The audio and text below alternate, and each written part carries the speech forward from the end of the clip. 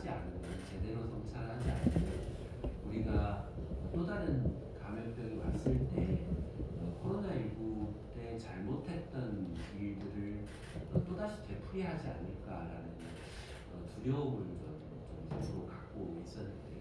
그래서 그런 의미에서 오늘 토론회가 굉장히 의미 있는 토론회라고 생각하고, 우리가 코로나19 때 어떻게 했는지, 뭘 잘못했는지를 제대로 평가해야 조금 더 나은 그 대응, 감염병에 대한 대응이 가능할 거라고 생각합니다.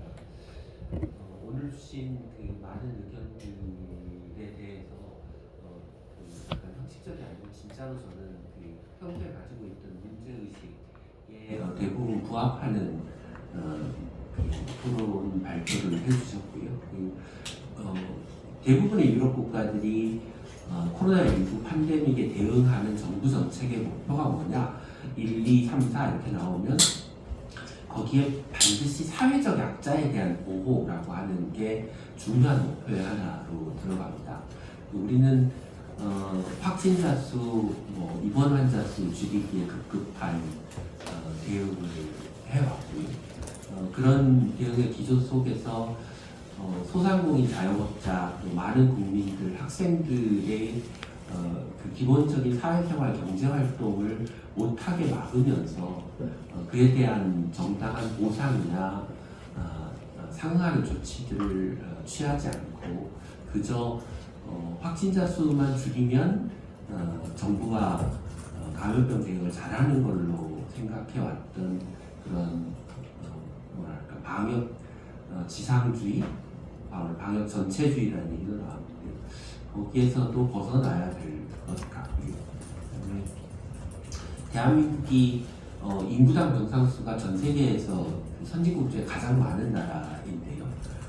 그렇게 엄격하게 방역을 해서 확진자 줄이고 입원 환자 줄였는데도 불구하고 실제로 환자들은 갈 데가 없어서 거리를 떠돌고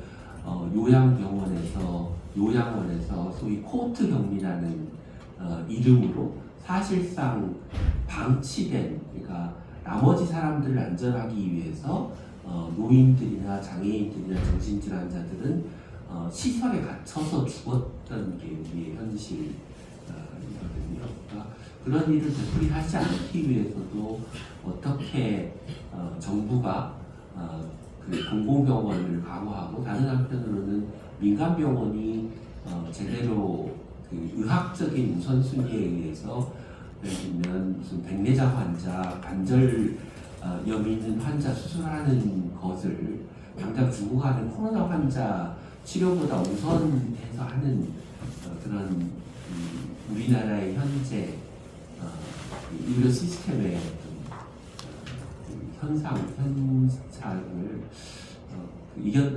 개선할 수 있을까에 대한 고민도 좀 필요하다고 생각합니다. 그래서 얘기하자면 한이 없는데, 이제 그 어떤 분이 동료 국회의원이 소개를 하실 때 이렇게 소개를 하시더라고요.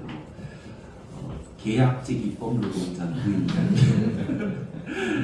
그래서 국회의원이라는 자리가 여러 가지 일을 하지만 그중에 가장 중요한 일 중에 하나가 법을 통해서 문제를 해결해 나가는 그런 그 임무를 부여받은 자리이기 때문에 오늘 주신 숙제를 어떻게 해결할 수 있을지 좀 더 고민을 해보도록 하겠습니다. 근데 한 가지 좀 부탁드리고 싶은 것은 법을 만드는 것은 곧은 국회고 국회의원이 이제 그 안에서 일을 하긴 하는데 국회의원이 제 역할을 할 수 있도록 바깥에서 많이 도와주셔야 됩니다. 이 문제가 잊혀지지 않도록 하고, 이런 문제가 있었다는 것을 국민들이 아셔야 이제 제가 법안을 내도 그게 다른 동료 국회의원들이 이게 중요한 문제다라고 하는 것을 공감해 주실 수 있어서 밖에서도 또 많이 도와주셔야 제가 입법 노동자로서의 역할을 잘 할 수 있을 것 같습니다. 네, 감사합니다. 네, 그럼 이상으로 오늘 보는 차장님, 저 마지막으로 하나만 얘기할게요. 아까 저희가 투명한 정보 공개를 얘기했을 때 여기 이제 정부기관에서 나오신 분이 가짜 뉴스가 초반에 돌아서 방역에 좀 어려움을 겪었다라고 하는데 저희가 그때도 얘기하는 게 우리는 가짜 뉴스를 정부가 내보내고 있다라고 주장을 했었거든요. 왜냐하면 백신이 부작용이 없었고 경증 증세만 있었다라고 정부가 계속 얘기하면서 부작용자, 사망자가 나오는 걸 가짜 뉴스 취급했는데 저 같은 경우에는 그 가짜 뉴스 덕분에 백신을 안 맞은 덕분에 부작용 걱정은 안 하는 일인이 되었습니다. 저희 가족은. 그런데 이런 상황에서 정부가 가짜 뉴스를 강화하는 법을 만든다고 하면 이제 우리는 오히려 역으로 우리가 알고 있는 상식선에서 있는 정확한 지식을 공유를 못하는 세상이 오나 오히려 우려가 되기 때문에 가짜 뉴스는 정부가 혼자서 주장하는 뉴스일 수밖에 없기 때문에 이 부분을 좀 고심해 주셨으면 합니다. 네, 알겠습니다. 이상으로 마치겠습니다. 수고 많으셨습니다.